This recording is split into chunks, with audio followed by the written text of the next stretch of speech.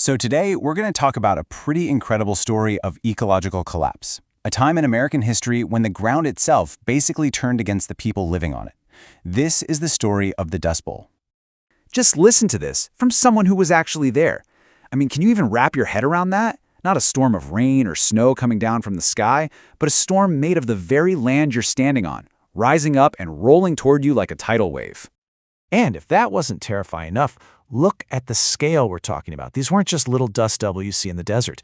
These were monstrous, rolling walls of topsoil, often 1,000 feet high, moving faster than a car on the highway. Okay, so let's dive in.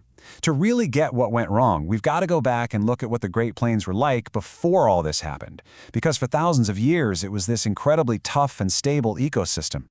For millennia, this is what you would have seen. It wasn't just empty land, it was a highly sophisticated system.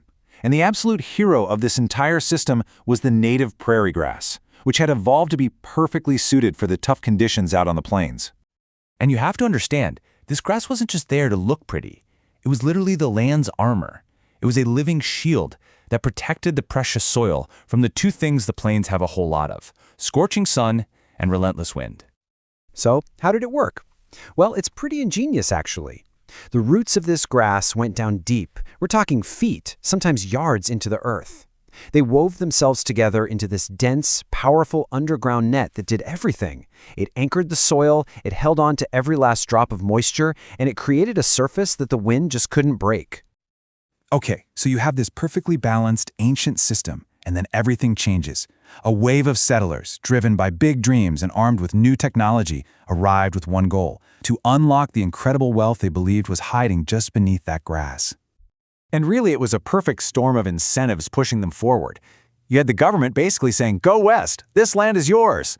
At the same time, World War I created this massive global demand for wheat, driving prices sky high. And the modern steel plow gave them the power to tear up that prairie at a speed nobody had ever seen before. And this right here gets to the heart of the problem. That ancient, deep-rooted system that had protected the land for centuries, it got ripped out.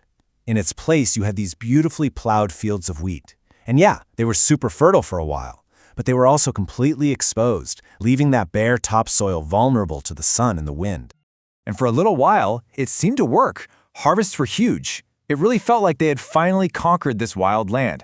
But this quote just hits the nail on the head. They hadn't won a victory over nature. They had just stripped it of its only line of defense. So now we get to the turning point. You've got this new, very fragile system in place. And then something happens that was always going to happen out on the plains. A drought hits, but this time the results were going to be catastrophic. Right, that's the billion-dollar question, isn't it? With that incredible net of grassroots gone, what happens when the rain stops? Well, the sun just bakes that exposed soil day after day, week after week, turning it into this superfine light powder just waiting for the wind to come. And the answer to that question was an absolute nightmare. A catastrophe that lasted for a decade. The winds, which had always blown across the plains, now had millions of tons of this loose topsoil to pick up and carry with them. The era of the black blizzards was here. And what's just shocking is how fast it all fell apart. Think about this. In 31, it's a bad drought. Just 1 year later, the first massive dust storms hit. By 1934, the drought covers 3/4 of the entire country. And by 1935, you get what they called Black Sunday, a storm so huge it blacked out the sun and carried soil from the Great Plains all the way to ships in the Atlantic Ocean. I mean, you can't even imagine what life was like. The dust was so fine it got into everything, through every crack in the walls, into your food, your water. People would seal their windows with wet sheets, but it didn't matter. It was a losing battle. And then people started dying from something called dust pneumonia, as their lungs literally filled up with dirt. The land was broken. It couldn't support life anymore. And this ecological collapse led directly to a human collapse. More than 2 million people had to just abandon their homes, their farms, everything they had. They became refugees in their own country, sparking one of the biggest migrations in American history. So out of all this horror, something had to change, right? This disaster was so total that it forced a complete reinvention of farming in America.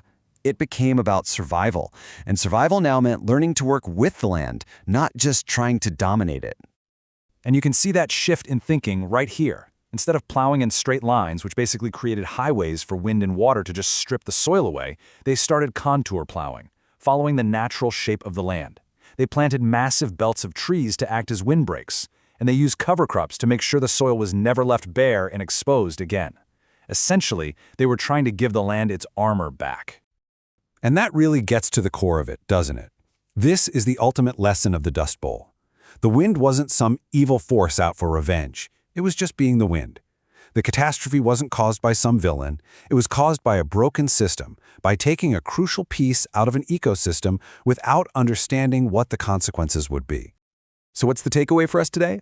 The Dust Bowl is this incredibly powerful and, frankly, terrifying reminder that the natural systems that we all depend on are complex, and sometimes they're more fragile than we think.